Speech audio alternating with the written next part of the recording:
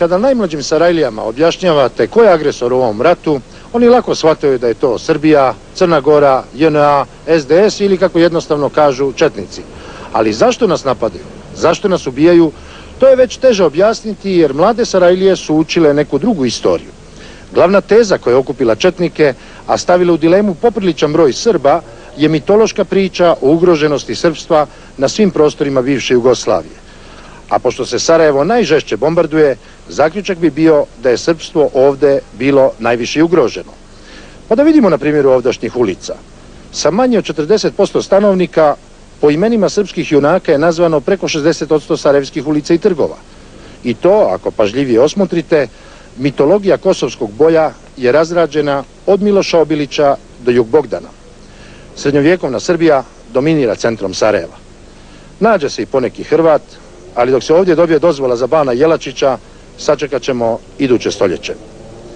Najmanje imena muslimanskih historijskih ličnosti, poneki narodni heroji iz Drugog svjetskog rata, tek radi balansa, nigdje ime osnivača Sarajeva i Sabega Ishakovića, kao da muslimani nisu najbrojniji u ovom gradu.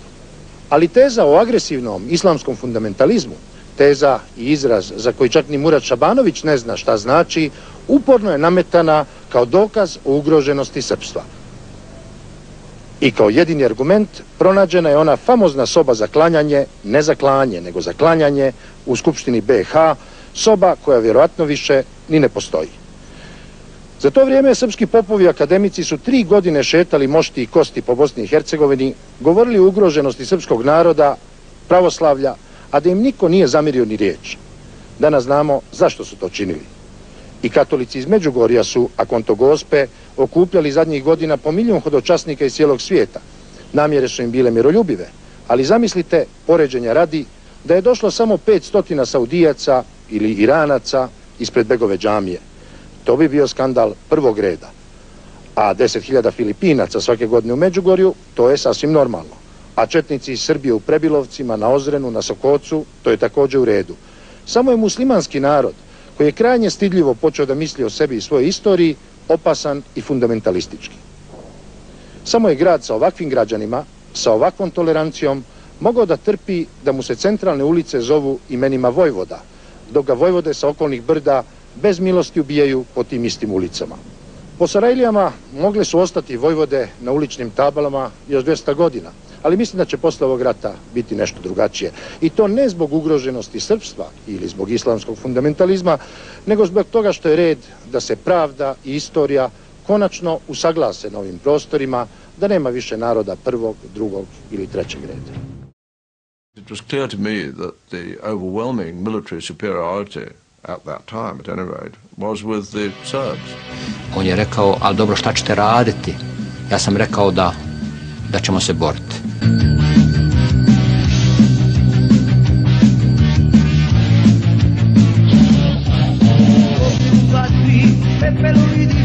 Rodi se armija naša, srce je Bosne i Hercegovine, za nju se bori i gine. Ponosna je zemlja na sinove svoje, stamene borce hrabre. U njima je nada, u ljudno stoji, ona se niče ne boji.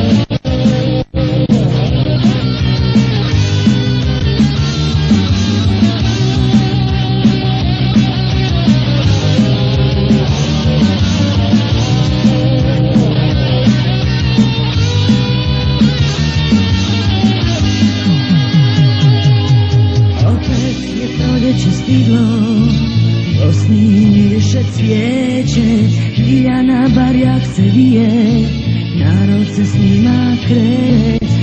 Opet je proljeće stiglo, mirišu ljiljani zlatni, po Sarajevu, Mostaru, pišu se stihovi ratni. Moćna i snažna armija naša, putem slobode se kreće, za narod i volje sutra, i život žaliti neće. Moćna i snažna armija naša, putem slobode se kreće, za narod i volje sutra, i život žaliti neće. Moćna i snažna armija naša, putem slobode se kreće, za narod i volje sutra, i život žaliti neće. Moćna i snažna armija naša, putem slobode se kreće, za narod i volje sutra, i život žaliti neće. Nemojte da mislite da nećete odvesti Bosnu i Hercegovinu u pakao, a muslimanski narod možda u nestanak. Jer muslimanski narod ne može da se odbrani ako bude rat ovdje.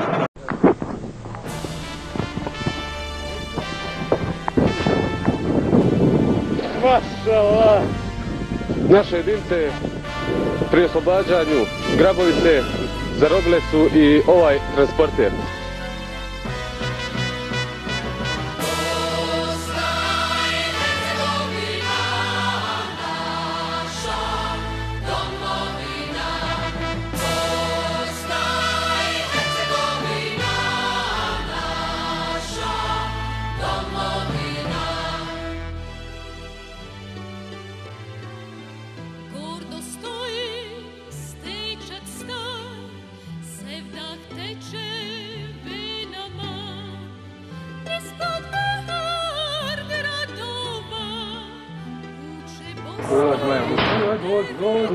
Ajmo, gospodin Četnik, pogledajte što radi.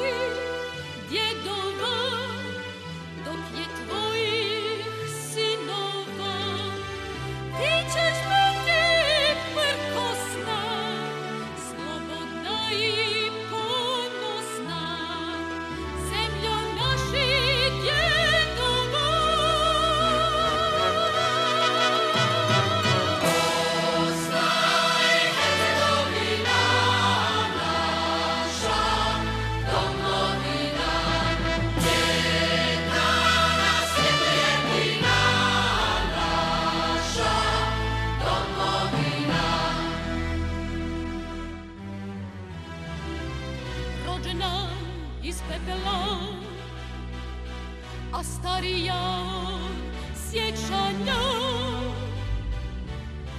pod zastavom Ljiljana pristaju cvata. Rođena iz pepela, živi sretna do vijeka. Bosno stara, prkosna, ti ne daj se nikad.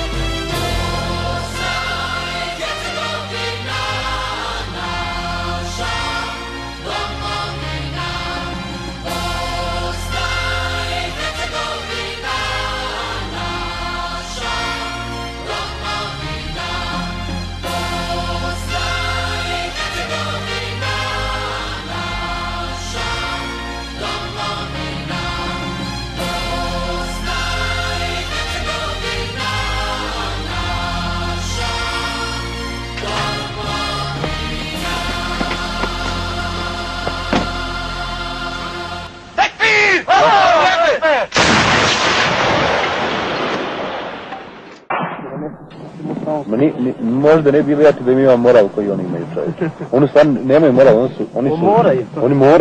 oni moraju biti pješadijski jak. To je sve jebeno na svoj način. Ono je pohvatilo droge samo tako. Evo, skušao da me čape, a da sam Hrvat, jeliš. Koja budala, evo svoju mamu. HVO. Da, u borbi. Ne treba plakat, ne boj se. Samo vi izliječite da s vama idem. Izliječit ćemo mi tebe, ništa se nismo mi. Pa ne mora to kremi talje stavljati, sređimo. Sad što ti kažem nešto čuda. Da to sredstvo ne upotrebi, upravo što se nalaze nedužni ljudi.